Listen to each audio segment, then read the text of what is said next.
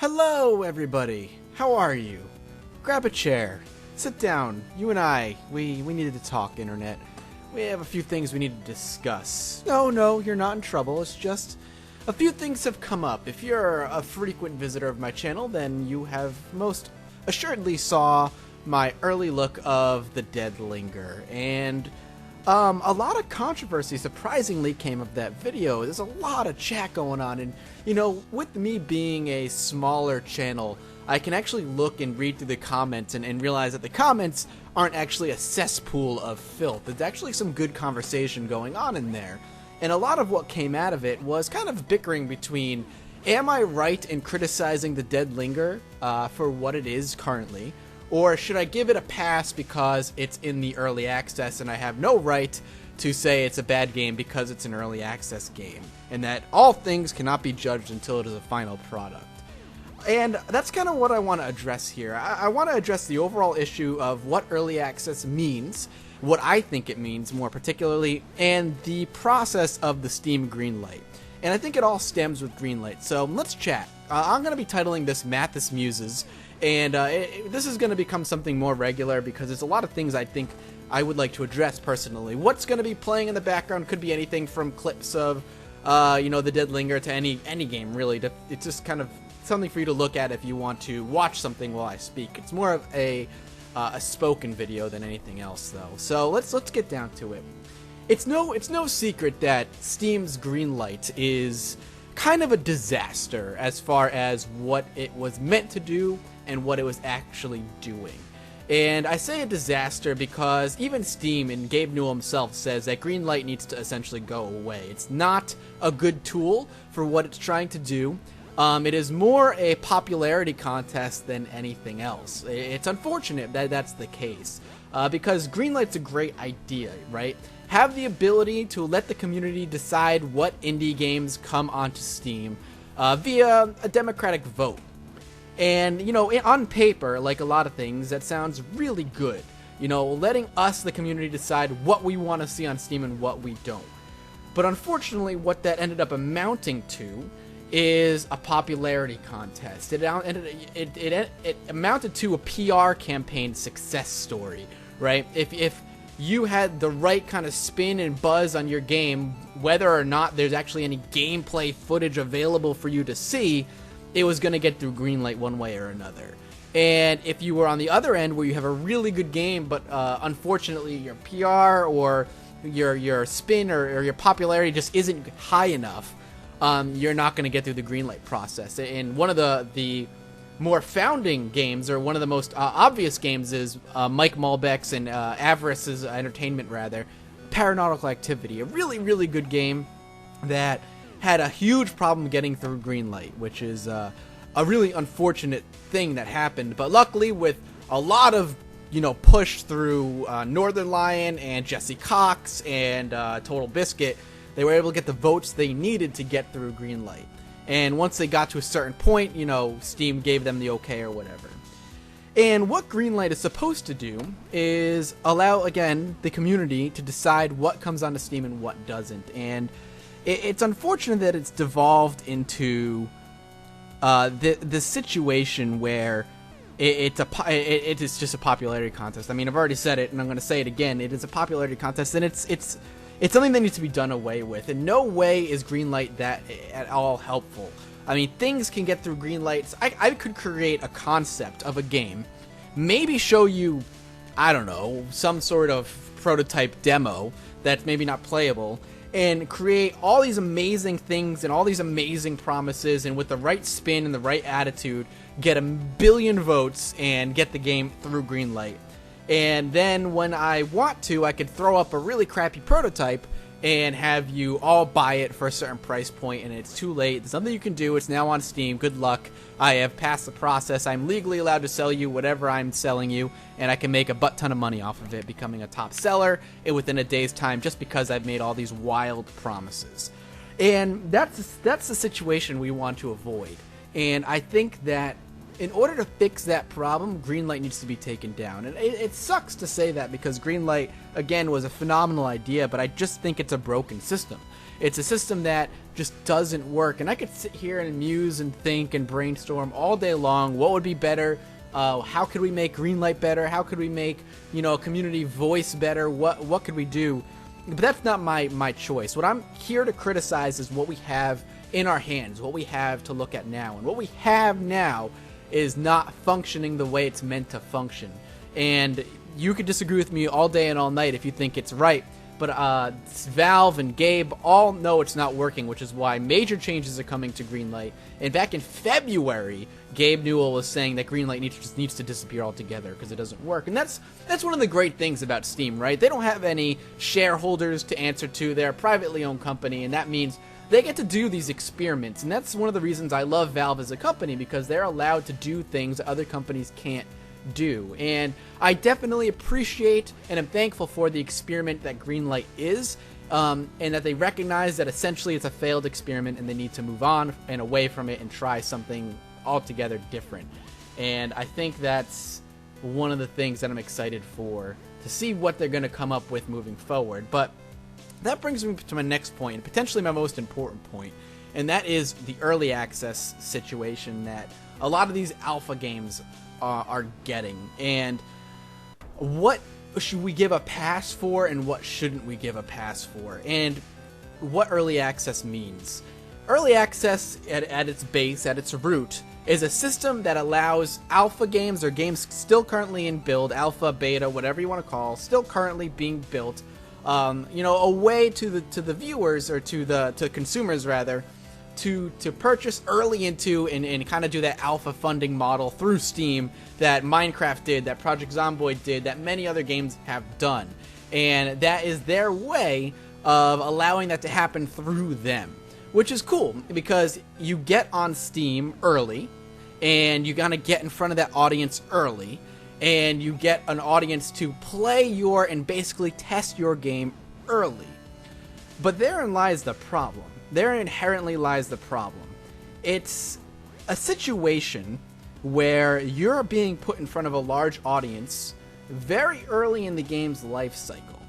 And if your game is not ready to be criticized at that particular point, if you're so afraid that your game is going to be criticized to the point where you're moderating the forums and taking down posts that are critical or complaining or asking for a refund of your game, because it's not at all what you advertised it to be, at least not yet, then maybe you should pause and think before you put it up on early access. Now, sure, they might put a disclaimer, hey, this is alpha, there's going to be bugs, etc., etc., etc.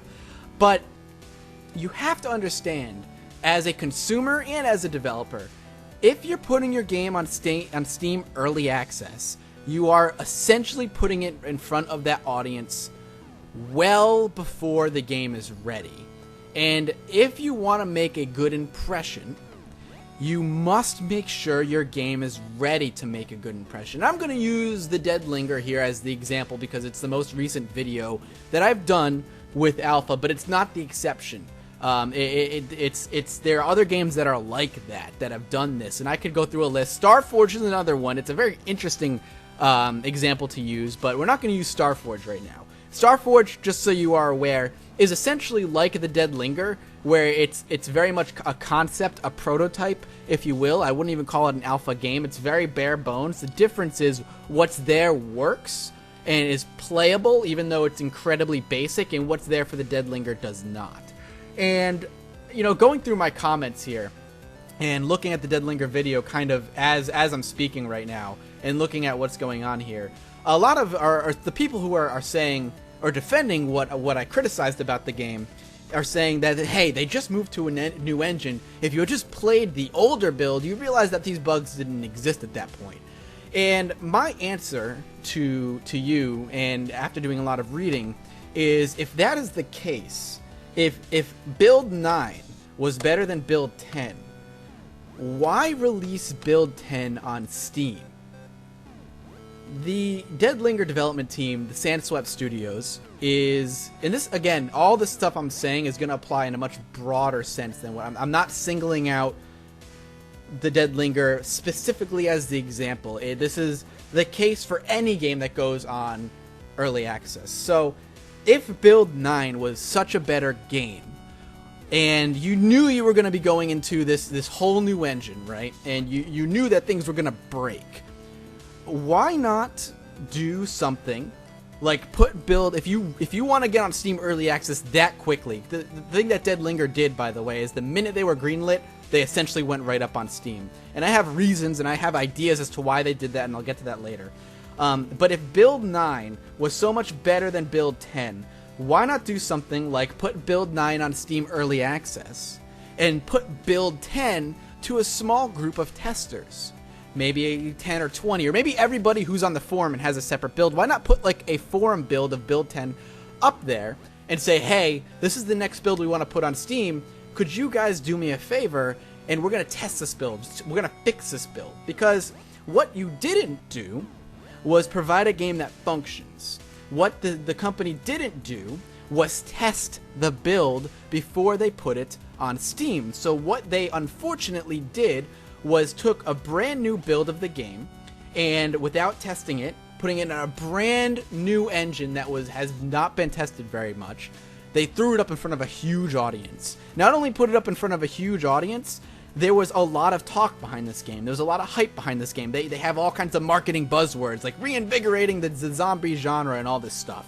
And so you have this huge PR campaign, previously supported by a very successful Kickstarter, and with all this push that this is going to revolutionize the zombie survival genre, which so far it is far from, and you're going to put it up there with an incredibly broken build, and you're putting it up in front of a huge audience, and you're almost kind of committing as a company, or any company that does this. Why would you do that? Because here's the problem.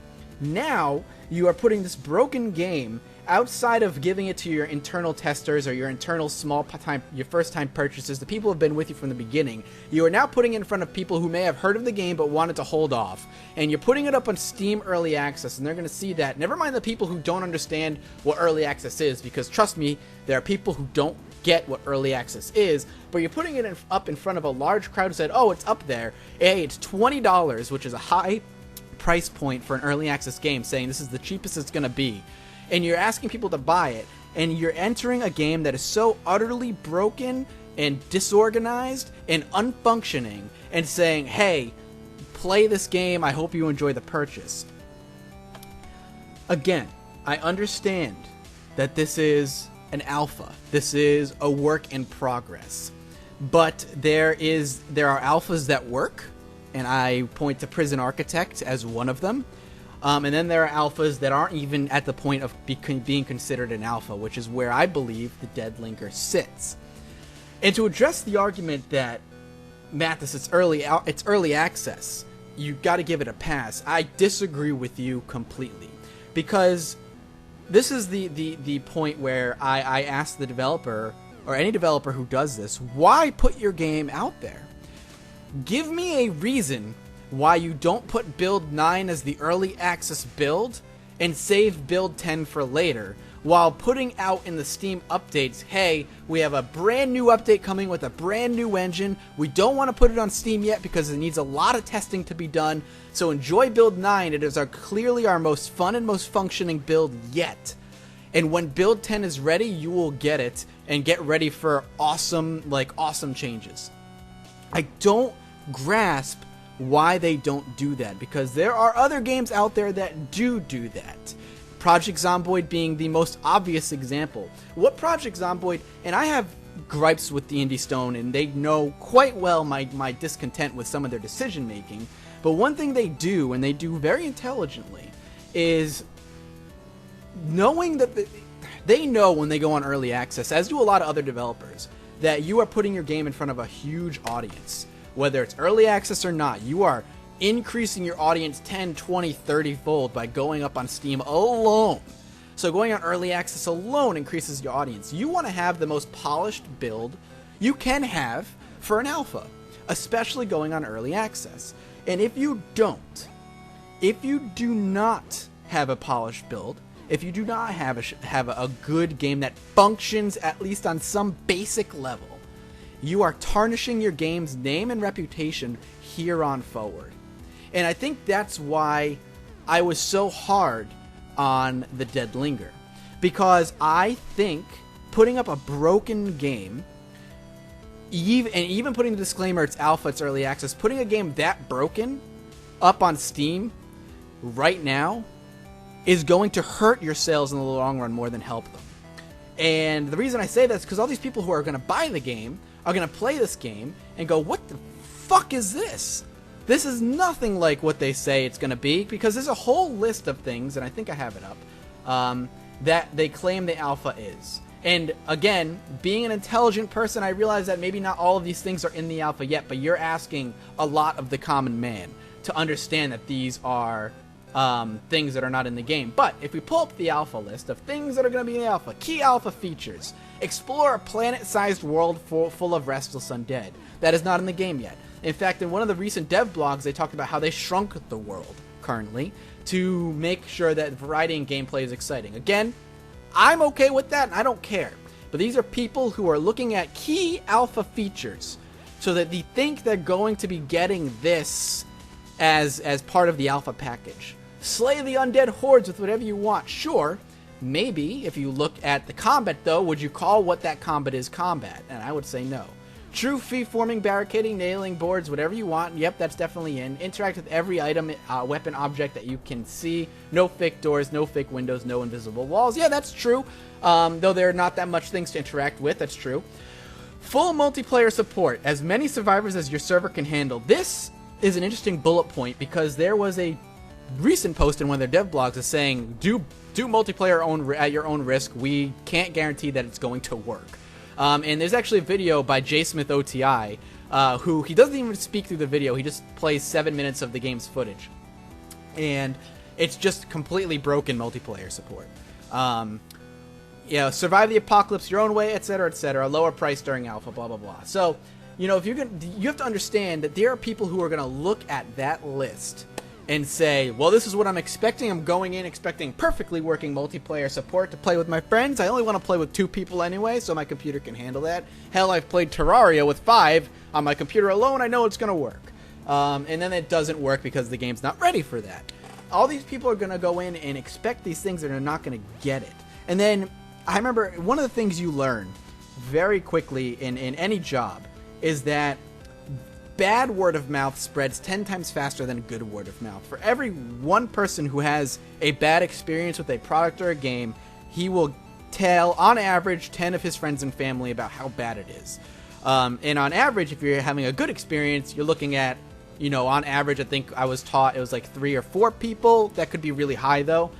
So if you are leaving a bad first impression of any product, and this is kind of your first impression and it's on a mass market appeal, you need to understand that not only is that one person having a bad experience, he's going to spread the word of that bad experience. And I've already seen forums of people blowing up about this, how they're so mad that this is happening, blah, blah, blah, blah, blah. So that, again, brings the question, what should early access be? And I think that's the root of it all. And I think, personally, early access should be an alpha, sure, an alpha of your game, but an alpha that functions. It needs to have base gameplay mechanics there. And I have to sit here and wonder, you know, we Project Zomboid was greenlit a year ago, and it's still not on Steam Early Access, and I think personally that's a huge mistake on the Indie Stones. I think it should have been out a while ago, but you're looking at other stuff like, you know, Prison Architect, etc., etc., other stuff like State of Decay, all the stuff that's out there right now on early access. And you can play those games. They're playable. Sure, there are bugs, and sure, there may be save game wipes coming, but they're always playable. And I'm curious why the Dead Linger rushed to get on early access so quickly. I'm curious why a game like Starforged rushed to get on early access so quickly. Because what they have isn't truly a game. It's a prototype. It's not even an alpha. It's more of a proof of concept, as I said during my playthrough of that particular game.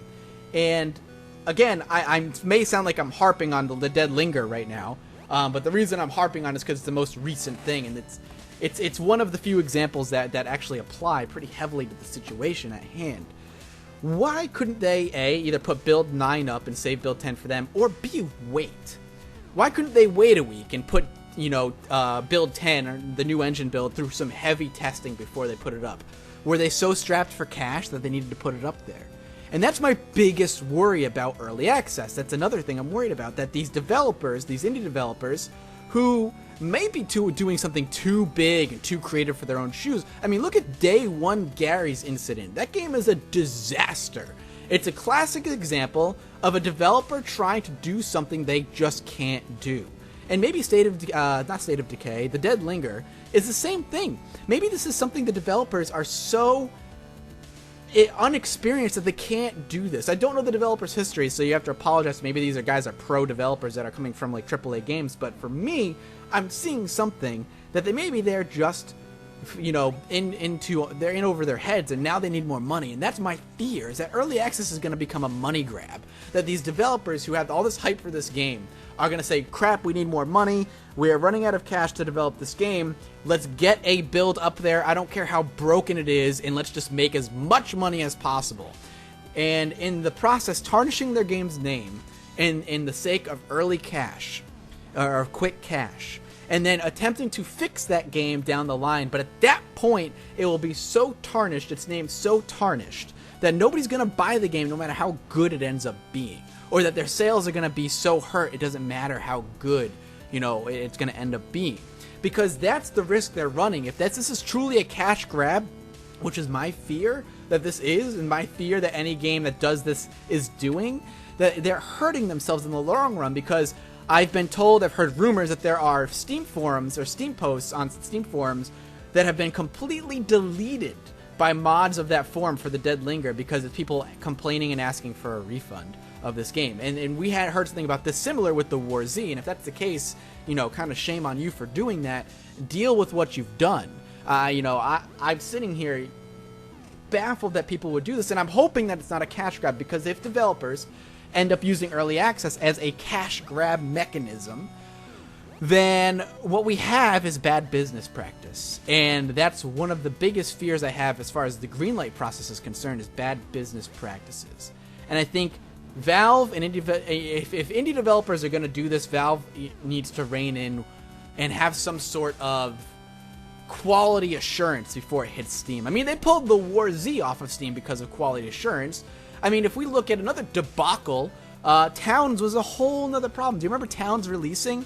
Towns released as a full game before it was even on early access. And it had all kinds of issues surrounding it because of how broken the game was. And a lot of people, credited that to being a cash grab. And people tore that game down. And now because, the Dead Linger has, early access slapped onto it, people are willing to let this type of behavior go. And I refuse to sit here and let early access, something that is supposed to be goodwill and something to be a cash grab for developers to do. And I'm afraid that that's what this is going to be. Early access is meant to be an alpha fund situation where players are able to play the game. But I also believe going on Steam also requires you to have a level of gameplay, or a level of game, period, than to be allowed on it. And I think Steam needs to realize that, because there are going to be a lot of games, and have been a lot of games that do this, that are going to throw up whatever they can as gameplay with a lot of hype and buzzwords building around it, and concept art and all these wonderful promises that it's going to save X genre by doing X number of things, and then doesn't come anywhere near to fulfilling those promises and making as much money as they can to recoup some of those development losses and costs in the long run. And I can't in good conscience sit here and let that happen. And I think that's my biggest concern as far as this whole Valve situation is concerned with Greenlight in the early access. And I beg you guys to tell me your opinions in the comments. I'm not going to sit here and police the comments and say, I disagree with you, delete, delete, delete. I want to know your opinions. Do you think I'm wrong? Do you think there needs to be some sort of quality assurance as far as early access is concerned? Because I believe that there does. And I'm hoping that actually happens, because I don't want to see stuff like this happen. Hell, the Dead Linger a year or 2 years from now could be the best zombie survival game in the whole fucking world. but because of the debacle that the first 6 months could provide, nobody will give a shit because nobody wants to play it. And I don't want to see that happen.